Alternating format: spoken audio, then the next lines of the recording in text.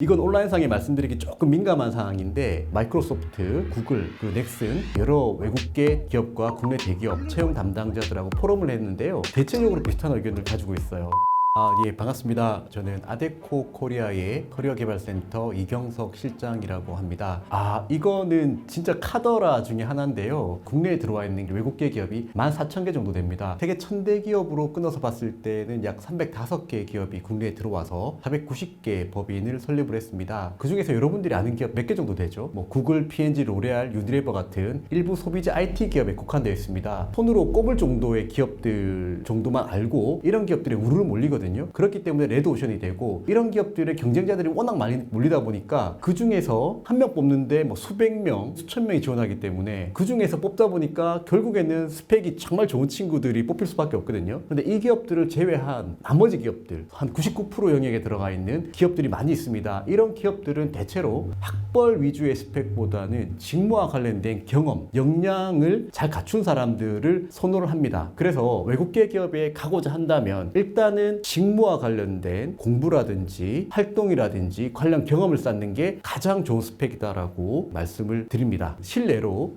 지방대생인데 포춘 업계 탑티어 포춘 글로벌 500대 기업에 들어간 친구들도 여럿 있고요. 수도권대 서울 하위권대 학생인데 직무와 관련된 준비를 꾸준히 잘 해서 포춘 500기업에 들어간 사례들도 많이 있습니다. 그래서 여러 번 말씀드리지만 직무를 정하고요. 그다음 산업군을 정하고 관련해서 내가 준비를 한다면 충분히 외국계 기업은 오히려 저는 국내 중견기업 대기업보다 더 쉽다라고 보거든요. 그리고 필드에서 정말 유명한데 대중적으로 알려지지 않은 이런 기업들은 사실은 채용도 힘들어요. 공고를 내도 지원을 잘 안 하기 때문에 이런 기업들을 찾아서 공략을 한다면 승부를 낼 수가 있습니다. 알바 경험이라도 관련돼 있으면 괜찮다. 그렇죠. 직무와 관련된 거라면은 알바를 했다 하더라도 직무와 관련된 알바면 괜찮고요. 그 알바를 통해서 내가 직무와 관련된 어떤 인사이트라도 얻었잖아요. 그것을 이력서, 자소서상에 어필을 하면 됩니다. 이거는 제 의견뿐만 아니라 제가 얼마 전에 마이크로소프트 이사 최고 책임자분하고 구글 그리고 넥슨 여러 외국계 기업과 국내 대기업 채용 담당자들하고 포럼을 했는데요. 대체적으로 비슷한 의견을 가지고 있어요. 근데 외국계 기업은 사실은 경력직 위주로 많이 채용을 하는데 3년차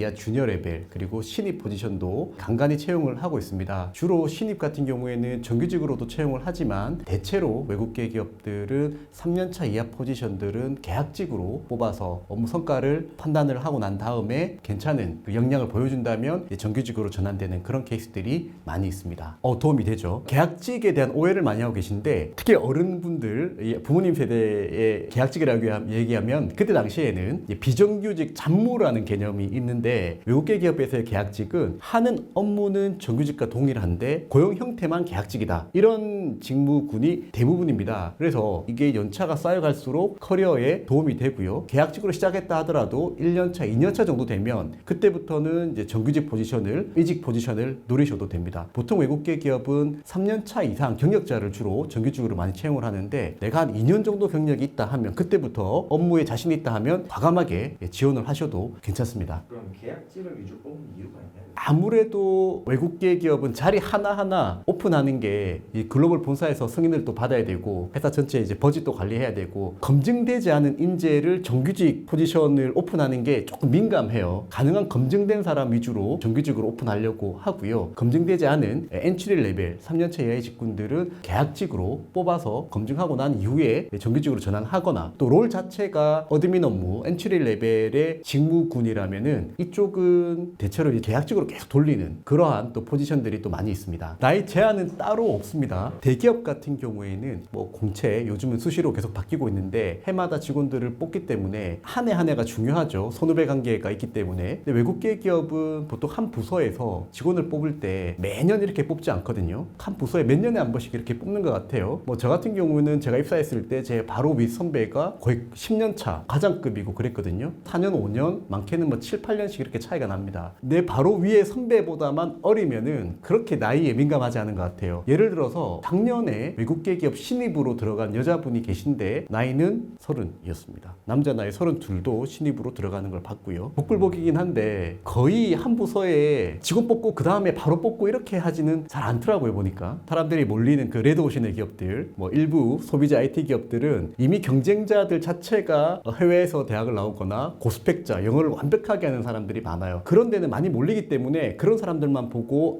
외국계는 영어를 완벽하게 해야 된다라고 생각을 하는데, 기본적으로 국내에 들어와 있는 대다수의 외국계 기업들은요, 국내 영업을 하러 들어왔습니다. 그렇기 때문에 필요로 하는 영어 수준 자체가 그렇게 높지가 않습니다. 일부 대중적으로 유명한 기업들을 제외한 나머지 기업들에 여러분들이 지원을 하실 때는 영어는 일상회화가 가능한 수준, 브로큰이라도 상관없어요. 레벨로 치면 한 인터미디얼 레벨에서 비즈니스 표현 정도를 익힌 그 정도 수준입니다. 외국인이 한국 직원들한테 기대하는 영어 수준이 그렇게 높지가 않아요. 그들이 하는 말을 알아듣고요, 내가 알아듣게 표현만 하면 됩니다. 내가 알고 있는 직무와 관련된 비즈니스 표현들이죠. 그래서 브로큰이라 하더라도 알아듣게 말하고 그들이 하는 말을 키워드 위주로 캐치만 잘할 수 있는 그 정도 수준이면 괜찮다라고 봅니다. 물론 회사마다 다르고 산업마다 좀씩 달라요. 근데 대체적으로 신입이 지원할 수 있는 직군은 영업 안에서도 영업 지원 직무 서포트하는 뭐 CS라고도 부르기도 하고요. 그리고 경영 지원 쪽에서는 아무래도 채용 쪽, 인사 쪽도 신입이 지원이 가능합니다. 회사마다 주로 경력직을 뽑는데 인턴으로 시작해서 정규직으로 전환되는 이런 케이스들이 많이 있고요. 아무래도 가장 신입으로 많이 뽑는 직군은 영업 지원이 아닐까. CS라고 부르기도 하고요. 회사 내부에서 고객들한테 받는 문의라든지 오더라든지 이런 것들을 받아서 유가 부서에게 전달하고 또 관련 결과를 또 고객사들한테 알려주는 그런 일련의 일들을 하는 것을 이제 영업 지원이라고 짧게 설명을 드릴 수 있겠습니다. 이건 온라인상에 말씀드리기 조금 민감한 사항인데, 회사에서는 영업 지원으로 들어갔다가 그 영업 지원 업무를 계속 하는 걸 좋아하겠죠. 근데 개인적인 커리어 개발에 있어서 영업 지원 자체가 엔트리 레벨의 직군이기 때문에 연봉과 직급이 계속해서 오르는 그런 포지션이 아니에요. 그래서 한 1, 2년 정도 하다가 저는 관련된 아웃바운드 영업이라든지 관련 구매 업무라든지 이쪽으로 커리어를 확장하는 것을 추천합니다. 구매나 아웃바운드형 영업은 경력이 쌓일수록 커리어가 계속 올라가는 포지션 직군이거든요. 그래서 영업 지원 직무는 진입하기는 쉬우나 계속 커리어를 쭉 가져가는 것은 추천하지 않는다. 실제로 그렇게 커리어를 시작해서 커리어를 확장해 나가는 케이스들이 많이 있습니다. 외국계 기업만 딱 따로 떼어놓고 봤을 때 가장 활발하게 채용이 이루어지는 사이트는 피플앤잡이라는 사이트입니다. 국내 최대의 외국계 기업 전문 채용 사이트고요. 채용 건수로 봐도 거의 사람인 잡코리아에 비해서 제가 지난달 기준으로 봤을 때 한 50배 정도 차이가 나더라고요. 피플앤잡을 반드시 활용을 하셔야 되고, 그 외에 링크드인이라는 사이트가 있습니다. 글로벌 직장인들의 네트워킹 사이트예요. 그 안에서도 채용이 활발하게 이루어지고 있습니다. 링크드인에 내 프로필을 올려놓으면 내 프로필을 보고 채용 담당자, 헤드헌터들이 여러분들의 프로필을 보고 연락을 하게 되죠. 외국계 기업은 채용 자체를 한국인 HR도 채용을 하지만 아시아 본사의 채용 담당자가 다이렉트로 한국 직원들을 채용을 많이 하고 있거든요. 그래서 여러분들의 프로필을 보고 말레이시아나 싱가폴, 홍콩, 상해 같은 아시아 본사에서 여러분들에게 이메일로 입사 제의를 하고 있습니다. 항상 그 프로필은 국문과 영문을 같이 해서 올려놓으시면 제안을 받을 확률이 높아진다.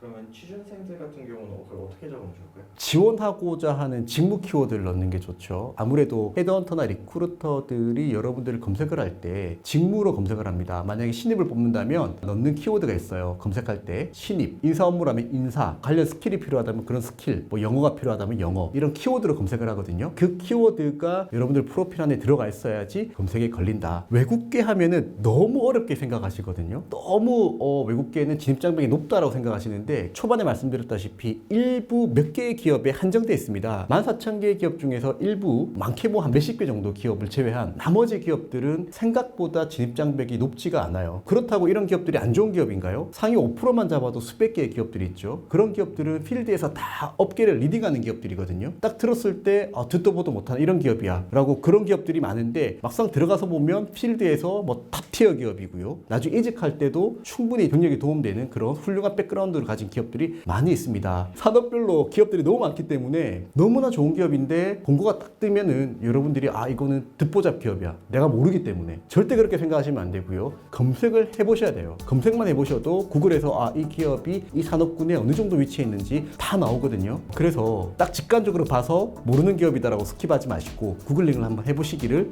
추천드립니다.